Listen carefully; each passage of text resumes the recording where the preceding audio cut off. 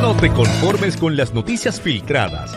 Escucha la verdad en Noticias Generación News.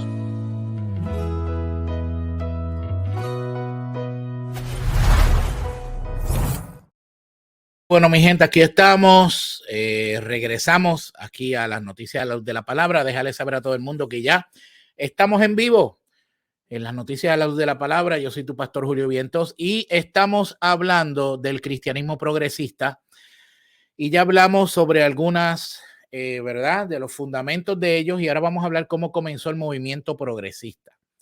¿Cómo comienza? ¿Ok? ¿Cómo comienza este movimiento? Vamos a ver, número uno, comienza como la mayoría, ¿ok? Comienzan como la mayoría de los casos.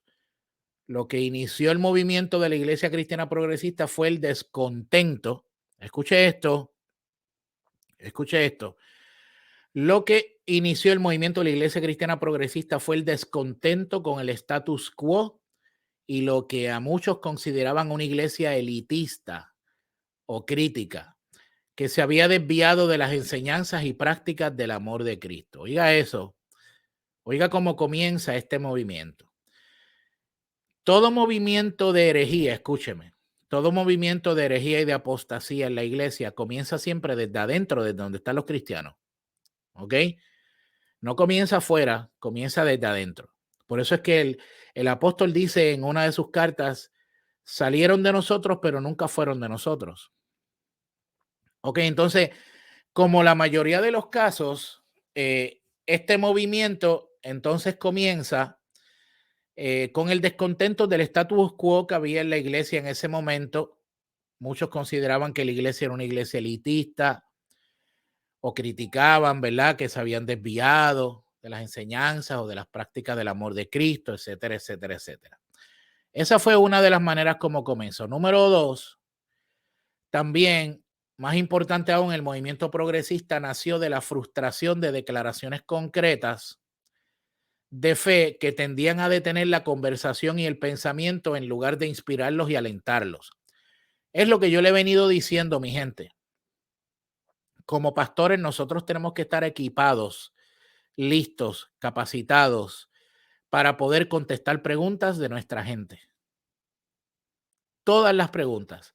¿Significa que usted se va a saber todas las respuestas? No. Pero significa que usted va a hacer su asignación de leer, leer, leer, leer y leer y estudiar para poder contestar esas preguntas a la luz de la palabra de Dios, a la luz de la escritura. No le tenga miedo a contestarle preguntas a los jóvenes, no le tenga miedo a las preguntas difíciles, no le tenga miedo a las conversaciones, que son conversaciones donde van a salir preguntas de índole teológico, cultural. Conteste eso, pídale a Dios sabiduría, el Espíritu Santo le va a inspirar, pero usted tiene que prepararse también. Así que surge también de esto, de preguntas no contestadas, ¿ok? Y como no hubo preguntas contestadas, pues estos muchachos o esta gente empiezan a buscar respuestas en un montón de cosas que no es ni la escritura ni la fe en Cristo y terminan con una fe que no es la fe bíblica. ¿Ok?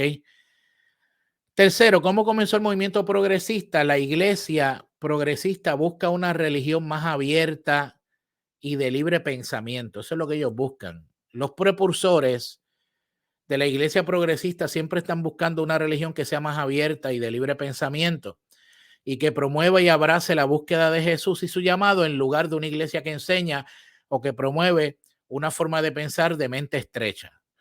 ¿Okay? Eso es parte de lo que ellos creen. Entonces, como ellos han querido expandir su pensamiento y cuando llegan y se encuentran con ciertos textos bíblicos en la escritura, con ciertos principios de la escritura que son principios completamente exclusivos, ¿verdad? ¿Por qué yo digo exclusivos? Porque aunque Jesús, como ¿verdad? Usando la palabra inclusivo, ha incluido a todos en el sacrificio de salvación en la cruz, ¿verdad? Hay que aceptar el sacrificio, obviamente, pero es exclusivo porque ese camino solamente es a través de Cristo, no es a través de nadie más. Entonces esas preguntas difíciles de eso empiezan a cuestionarlas y empiezan a tener esta idea que ya viene como fruto de un corazón, escúcheme, esto viene ya como fruto de un corazón que se desvió y un corazón que ya hace tiempo está pecando en oculto, no en público, en oculto, ¿ok? Y entonces tratan de buscar una religión más abierta y de libre pensamiento para justificar aquello, aquello de lo cual no han querido rendirse, ¿ok? O no le han querido entregar a Jesús, al Señor. Esto es parte de esto. Nos guste o no, esta es la realidad. Entonces que empezamos a crear a un Jesús conforme a nuestra imagen y conforme a nuestra semejanza, comenzamos a crear una iglesia conforme a nuestra imagen, conforme a nuestra semejanza, comenzamos a crear una iglesia que sea chévere para la gente. ¿Entiendes? Empezamos a crear iglesias que la gente se sienta bien, que le caigamos bien, que la gente se sienta cómoda. Y entonces empezamos a crear una iglesia que agrade a la gente. La pregunta que yo te hago, querido televidente y persona que me escuchas, ¿de cuándo acá y dónde en la escritura dice que la iglesia tiene que agradarle a la gente? Si la iglesia siempre por naturaleza va a ir en contra de la corriente. Siempre. Por naturaleza. Si no está yendo contra de la corriente, estás ya dentro de la corriente, aceptando la cultura.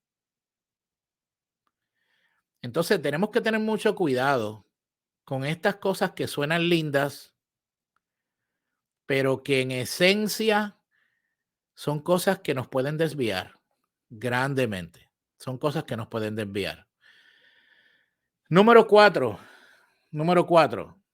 ¿Cómo comenzó el movimiento progresista? Después de mucho tiempo bajo un cristianismo conservador que dominaba la iglesia y el panorama político en general en los últimos años, Estados Unidos se ha visto obligado a lidiar e incluso a aceptar la teología más progresista. ¿Ok? Lo vuelvo a repetir. Después de mucho tiempo bajo un cristianismo conservador que dominaba la iglesia y el panorama político en los últimos años, ¿verdad? Estados Unidos se ha visto obligado a lidiar e incluso a aceptar, muchas iglesias a aceptar una teología mucho más progresista, ¿ok? Mucho más progresista.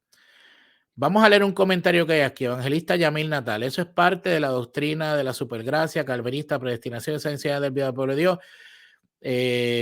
Bueno, te voy a aclarar, Yamil, te voy a aclarar. No, si tú supieras que esto que yo estoy hablando no tiene nada que ver con el calvinismo, no tiene nada que ver con la predestinación y no tiene nada que ver con la supergracia. De hecho, no existe una supergracia. Lo que existe es la gracia de Jesucristo. El problema es que ha sido mal enseñada, ¿ok? Por diferentes sectores religiosos. Está el sector arminiano, que obviamente toman bien en poco la gracia de Dios, ¿ok? Y que no la entienden. Muchos del sector arminiano no han entendido la gracia en el pacto de la gracia que estamos viviendo. Esa es la realidad, por lo menos con todos los que yo me he encontrado, ¿ok? Y de lo que tú estás hablando aquí es del hipercalvinismo, que eso es otra cosa, ¿ok? El calvinismo en sí mismo, cuando tú lo estudias con detenimiento, es simplemente la interpretación de un hombre que se llamó Juan Calvino, que hizo muy buenos aportes, al igual que este otro caballero, Herminio de los arminianos, hicieron muy buenos aportes. Lo que pasa es que siguen siendo interpretaciones humanas, ¿ves? Entonces, la predestinación obviamente también se ha tergiversado y se ha interpretado como a algunos le conviene interpretarla. El cristianismo progresista no tiene nada que ver, Yamil, con nada de eso. Esta gente se salen de la línea completa. Yo que estoy aquí en la Florida de los Estados Unidos, yo veo esto diariamente. O sea, esta gente aparentan ser creyentes, pero en realidad cuando tú miras a la profundidad de sus iglesias y su doctrina, están súper alejados de la verdad de Dios. Pero no tiene nada que ver con ellos. Ellos sí hay cierto punto donde hay un liberalismo brutal en muchos de ellos, pero no tiene nada que ver con el asunto del calvinismo ni nada de esas cosas. La mayoría de ellos ni entienden lo que es eso, ¿ok? Y los que lo entienden lo tergiversan. Esa es la realidad. Así que ese es el cuarto punto. Y gracias por tu comentario, Yamil, de verdad, muy buen comentario. Gracias por el mismo. Tenemos por aquí Heriberto Flores. Esto es parte del ecumenismo que se está por levantar, ¿ok? Punto número 5, ¿cómo comenzó el movimiento progresista? Tenemos que ir a una pausa de nuestros auspiciadores. Dice, esta aceptación forzada ha permitido que las iglesias y sus líderes no solo se vuelvan más abiertos y acepten a quienes los rodean en su comunidad, sino que les ha brindado la oportunidad de ser vistos como un lugar de aceptación y amor, no como fanáticos intolerantes. Ellos empiezan a estigmatizar, y yo quiero así aquí ser claro, mi gente, porque tampoco voy a ser ciego. Aquí ha habido una realidad en el pueblo de Dios y hay cierto sector del pueblo de Dios que sí, tristemente, han sido fanáticos intolerantes. Claro que sí que los hay y claro que sí que los ha habido y están bien equivocados y han hecho mucho daño con eso, mucho daño, pero no todos son así. El movimiento del cristianismo progresista los ponen a todos dentro de la misma, del mismo de esto, ¿no? Del mismo paquete, como yo digo. Como dice aquí, esta aceptación forzada ha permitido que las iglesias y sus líderes no solo se vuelvan más abiertos, empiezan a abrirse más a filosofías, a ideologías. Por eso tú ves que abrazan mucho todo lo que tiene que ver con la filosofía, ideología de género, el marxismo, la comunidad LGBTQ, todo este tipo de cosas las empiezan a abrazar porque son más abiertos y empiezan a aceptar en su comunidad a quienes les rodean en cuanto a todo este tipo de cosas. Y yo quiero hacer algo claro, no es que la iglesia de Cristo tenga las puertas cerradas para la gente homosexual o la gente marxista, no, no, no, no, no. Tenemos que aceptar a todos los que entran por nuestras puertas, tal y como llegan. Pero una cosa es eso, que yo te acepte y la iglesia es para que tú vengas y te sientes y escuches palabra de Dios. Y otra cosa es que yo abrace tu estilo de vida y que yo aplauda o celebre tu pecado. Son dos cosas muy diferentes. Dios te acepta como eres, pero te quiere transformar. ¿Ok? Te quiere transformar. Esa es la realidad. ¿Ok? Muy bien. Vamos a una pausa de nuestros auspiciadores. El tema está buenísimo, lo sé, está bien bueno.